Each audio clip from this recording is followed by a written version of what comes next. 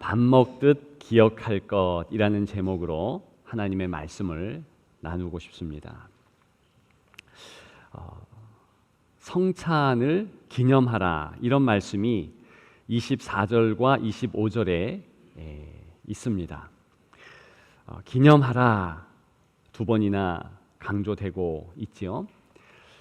물론 많이 쓰이는 표현이지만 더 적절하게 많이 쓰이는 번역은요, 기억하라 라는 것입니다. 그래서 공동 번역, 또 새 번역, 쉬운 성경은 모두 기억하라로 그렇게 번역되어 있습니다. 대표적인 영어 성경도 기억, remembrance로 그렇게 번역하고 있지요. 기념하라, 기억하라, 뭐 특별하게 우리 말의 차이는 없을 듯 싶습니다. 그런데 어떤 말을 쓰든지 중요한 것은 원문의 강조점은 아주 좁은 촘촘한 간격에 있습니다. 기념한다, 혹시나 1년에 한 번 결혼 기념일을 기념하듯, 또 교회 창립일을 기념하듯, 그런 식으로 1년에 한 번, 몇 달에 한 번씩 기념한다. 그것은 오늘 본문의 뜻과는 괴리가 있습니다. 그런 것이 아니고 적어도 밥 먹듯이 기억하는 것, 기념하는 것, 그것이 오늘 본문의 기념하라라는 이 성찬의 말씀이라는 것입니다. 왜 그래야 되겠습니까? 무엇보다도 성도에게 가장 중요하니까 이렇게 강조하는 것이죠. 특별히 오늘 본문에는 어떻게 무엇을 구체적으로 기억하는가, 그것까지도 나오고 있습니다. 첫째는 가진 것을 기억하라는 것이지요. 우리 주님께서는 모든 것을 가지셨습니다. 만왕의 왕이시니까 그렇지요. 만물의 주인이시니까 그렇지요. 폭풍 치는 바다라 할지라도 주께서 잠잠하라 하면 잠잠할 수밖에 없지요. 왜? 바다의 주인이 그리스도이시니까. 가장 중요한 우리와의 관련성에서의 모습은 생명의 주인이시라는 겁니다. 야이로의 딸이 죽었을 때에 주께서 달리다쿰 그러셨습니다. 소녀여 일어나라. 생명의 주인이시기 때문에 생명을 다시 돌려주신 것이죠. 나사로야 나오너라. 며칠 전에 장례 예식을 끝낸 이가 주님의 그 명령 따라 나오게 됩니다. 왜요? 생명의 주인이시니까. 그렇게 모든 것을 가지신 주께서 오늘 본문 23절이지요. 떡을 가지사 그랬습니다. 이 떡은 왕궁에서 금가루를 뿌린 혹은 가장 맛난 향료를 담뿍 담은 그런 떡일까요? 그렇지 않습니다. 주님께 허락된 이 빵은 할라라고도 불리우는 그저 보통 빵입니다. 아무것도 아닌 빵입니다. 사실 이런 빵을 주신 주님의 모습은 평범한 그런 모습이었습니다. 희귀한 모습이 아니죠. 주님은 머리 둘 것이 없다 말씀하셨습니다. 집이 없다, 그런 뜻이지요. 당시에 유명한 랍비들은 그래도 운송수단이 좀 있었습니다. 낙이 새끼가 되었든 혹은 나귀가 되었든 내지는 말이 되었든 그런 것들을 이용했다는 것입니다. 가장 인기가 절정에 있는 예수 그리스도께서도 나귀쯤은 가지고 계시지 않았을까, 그런 기대할 수 있는데 전혀 그런 모습이 보여지지 않았습니다. 한번 예루살렘 입성 때 나귀 새끼를 타셨습니다. 그것조차도 정황으로 보면 빌려 타셨다는 것입니다. 입성한 이후에 분명 돌려주셨겠지요. 그런데 우리가 이 지점에서 괜한 금욕주의를 붙잡을 수 있습니다. 주님은 사실 필요도 없으셨지만 하나님 아버지께서 허락도 안 하신 거예요. 그게 맞습니다. 주님은 어쨌든 이 땅에서 우리와 같은 모습, 또 우리에게 허락되지 않은 것은 그저 지나갈 수 있는 그런 평범한 모습을 주님도 가지셨어요. 주님이 좋은 떡, 좋은 빵이 아니라 그저 조열하고 아무것도 아닌 그 떡을 주님 두 손에 잡으셨다는 것입니다. 여러분들은 어떤 환경, 어떤 능력 가지고 계십니까?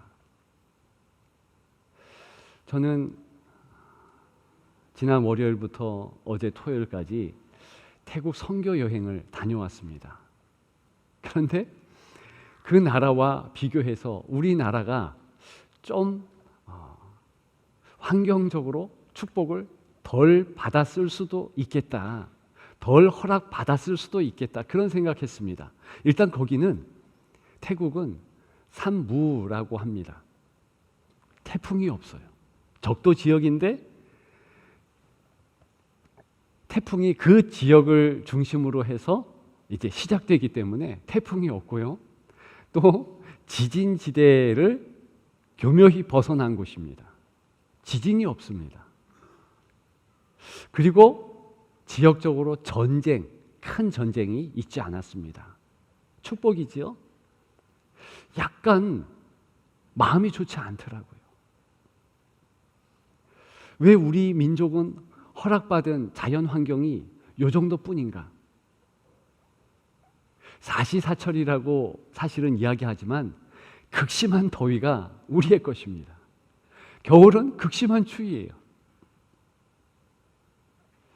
따라서 그저 한번 아무 것이나 뿌려도 잘 자라고 잘 나는 그런 태국의 땅과는 비교하면 별로 축복 못 받은 것 같다는 것입니다. 개인적으로 저는 여행, 특히 비행기를 타고 이동하는 것을 좋아하지 않습니다. 건강이 따라주질 않은 거예요.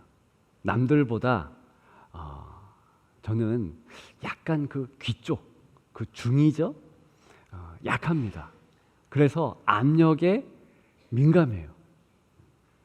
이번에도 그렇게 기도했지만 하강할 때, 비행기가 공항에 착륙할 때 그렇게 머리가 아프고 눌림을 받는 느낌, 아주 좋지 않은 느낌으로 선교 여행을 시작했습니다.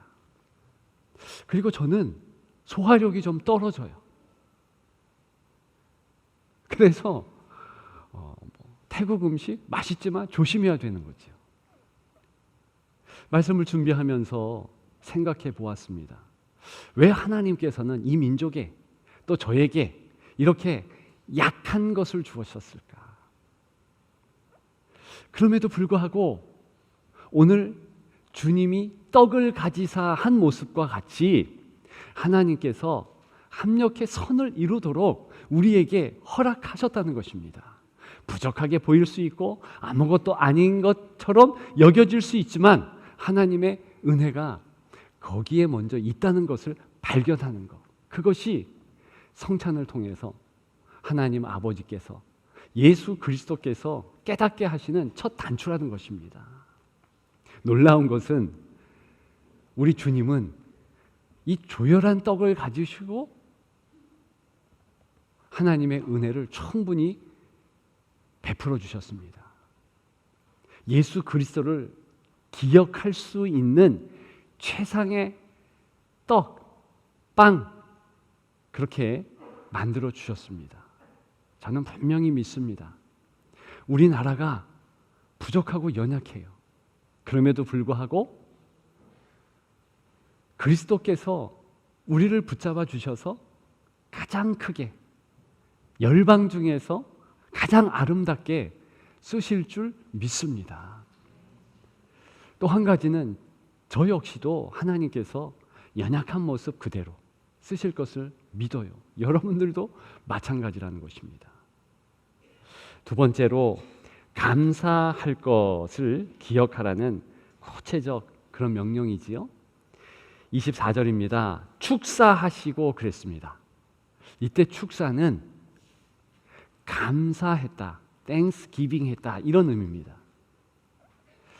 감사, 축사 이것을 원문에는 유카리스 그렇게 말합니다. 그 자체가 성찬이라는 의미도 가지고 있습니다.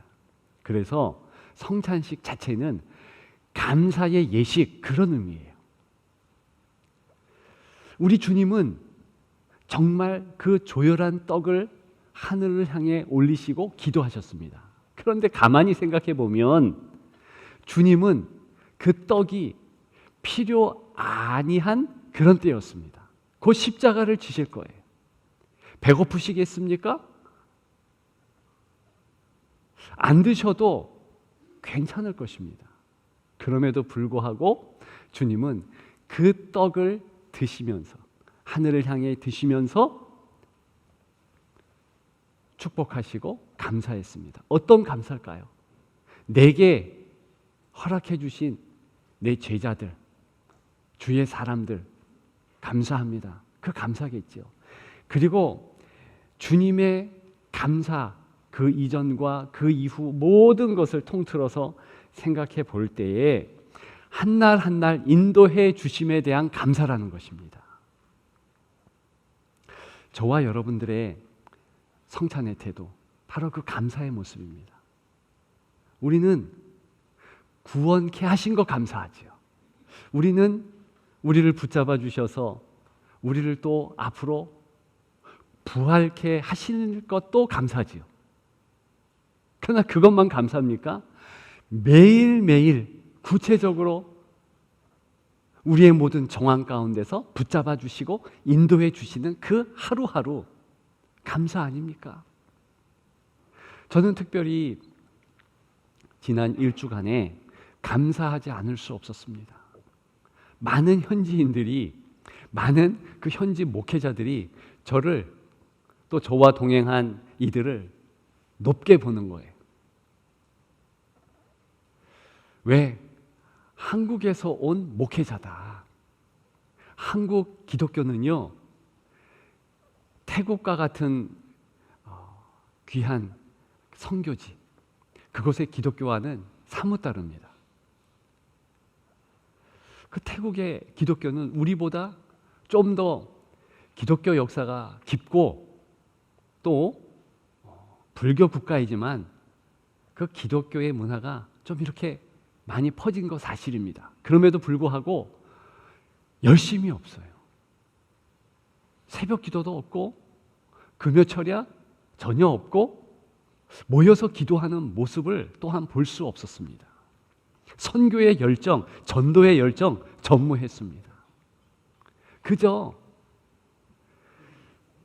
다른 종교에 호혜적이고 그리고 함께 한다는 이런 강조만 있지 예수 그리스도의 그 뜨거운 사랑을 나타내려고 하는 열정이 전무했다는 것입니다. 저는 그래서 한국의 상황에서 더 주님을 위하여서 기도했던 우리 앞서간 신앙의 성도들이 너무 자랑스러웠습니다.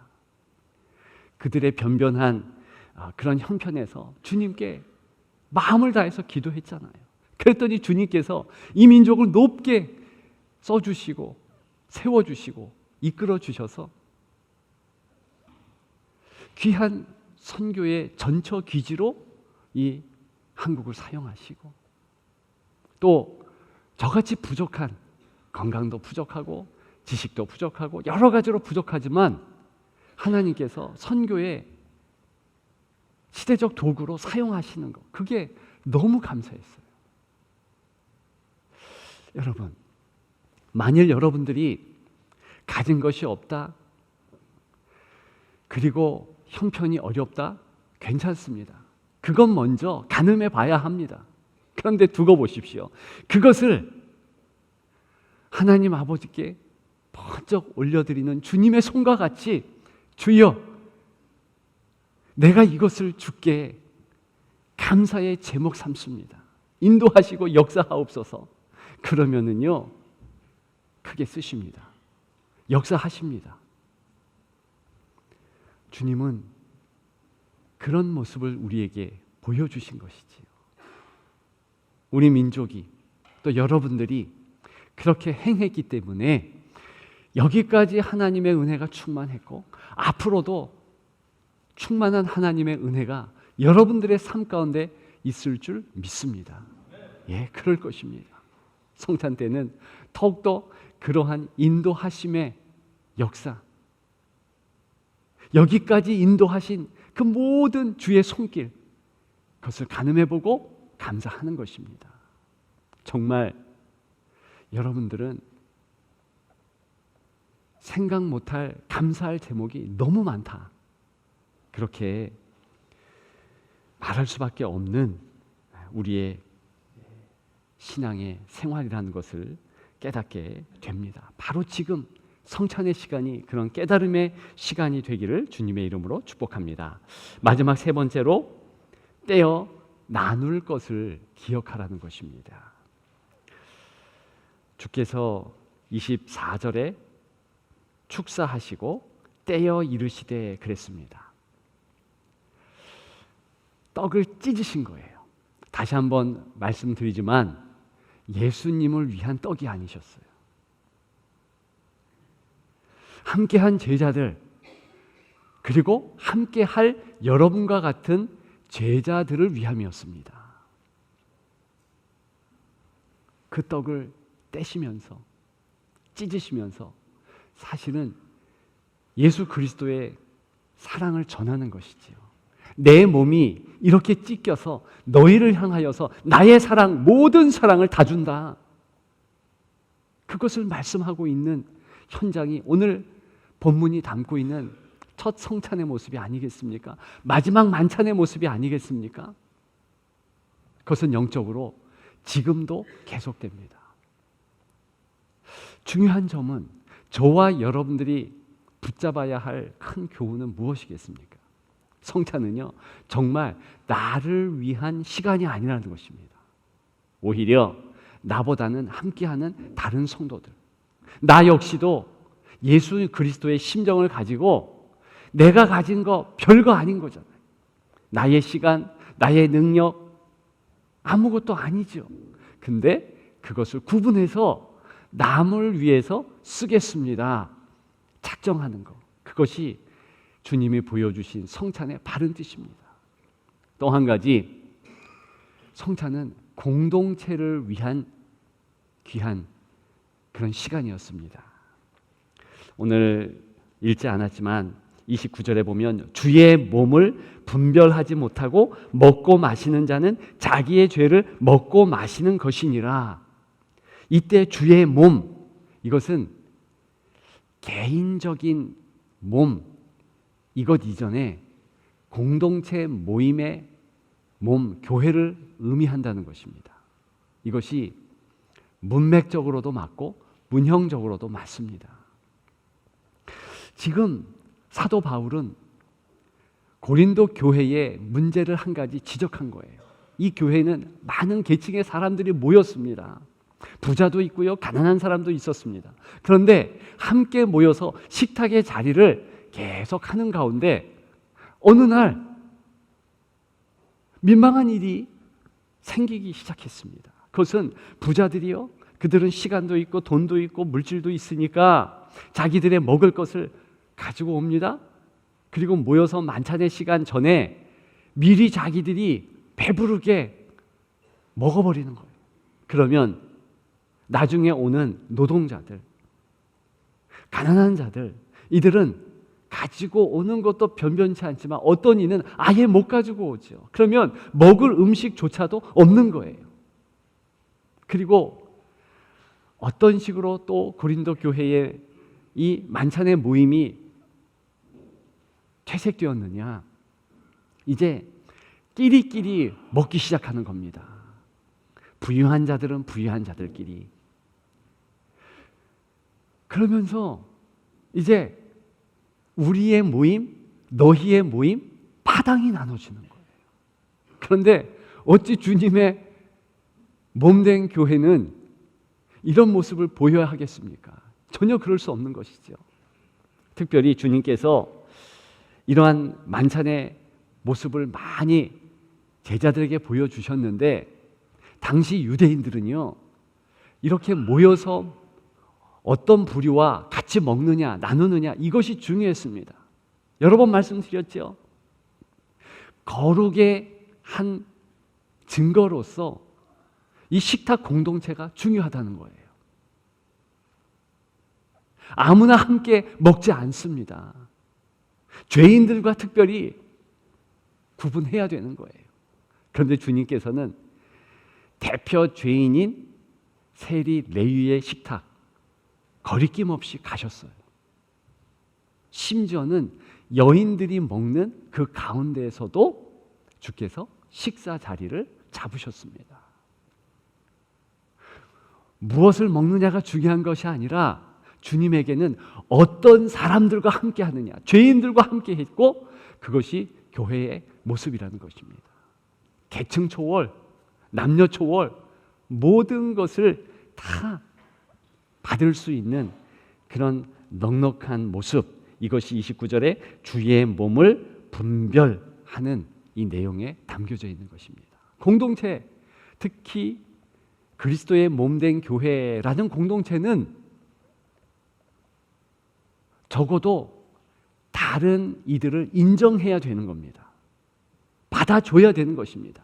새가족이 되었건 떠드는 어린아이가 되었건 이 예배의 시간에는 같이 오는 것이고 먹고 마시는 나눔의 시간도 같이 하는 것입니다. 그것이 정말 교회의 모습이지요. 그런데 그렇게 못하는 고린도 교회의 현실, 혹시 우리의 현실이 되는 것은 아닌지요? 너무나 아쉬운 것은 초대교회에 누구나 함께하는 이 성찬이 4세기 때부터, 중세시대 때부터 세례자에게 국한되었습니다. 자녀 세대에는 배제되도록 그렇게 성찬 예식이 정형화되었죠. 왜 그랬는가? 적어도 어린아이는 성천에 그 예수 그리스도의 몸 되심, 우리에게 모든 것을 주시는 그 사랑 못 깨달는다는 것으로 확신한 거예요. 그리고 새가족들은 모를 수 있잖아요. 그래서 처음에는 교육 후에 같이 하도록 좀 잠시 배제시킨 것입니다. 그런데 시간이 지나가면서 아예 배제시켜고 교회가 참 끼리끼리 모이는 대표 공동체가 되었다는 것입니다. 그래서 나중에 중세교회의 모습을 보면 돈을 많이 헌금하는 그런 부자 가족들은 따로 자리를 마련해 주었고요. 신분에 따라서 예배 드리는 자리 자체가 달라졌습니다. 우리는 종교 개혁을 한 개혁교회 성도들입니다. 개혁교회의 가장 중요한 가치는 함께한다. 누구나 평등하다. 누구나 떡을 뗄 수 있다. 자, 그렇다면 오늘 성찬식에 세례 안 받은 자도 이 떡을 뗄까요? 그렇지는 않습니다. 그럼에도 불구하고 그 정신은 우리가 공유해야 하고, 특별히 떡을 떼는 세례자들은 어떤 각오로 떡을 떼야 되는가? 이것은 나를 위한 떡댐이 아니고 바로 세례받지 못하는 자, 그리고 소외될 수 있는 자들, 자녀 세대를 위해서 떡을 뗀다. 내가 저들을 위해서 나의 소유, 나의 시간, 내가 가진 것 나누리라. 각오의 시간이라는 것입니다. 결단의 시간이라는 것입니다. 오늘 원래는 자녀 세대도 같이 이렇게 좀 성찬을 하려고 했는데 너무 장소가 협소해서 우리 자녀 세대는 따로 우리 장로님들 또 목사님들이 따로 가서 또 그렇게 합니다. 아무튼 따로 했지만 그럼에도 불구하고 그런 결단 이 시간에 행해줘야 한다는 것입니다. 구체적으로 성찬 때마다 우리 공동체가 하나 되는 것, 떡을 떼어 나누는 것, 그것이 나를 위한 것이 아니라 남을 위한 것이다. 그리고 내 삶 가운데서 하나님께서 감사하도록 여기까지 지켜주셨다.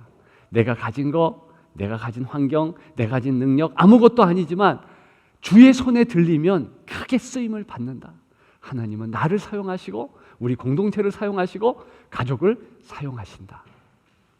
그렇게 점검하고 확신하고 나아가는 여러분들 되시기를 주님의 이름으로 축복합니다.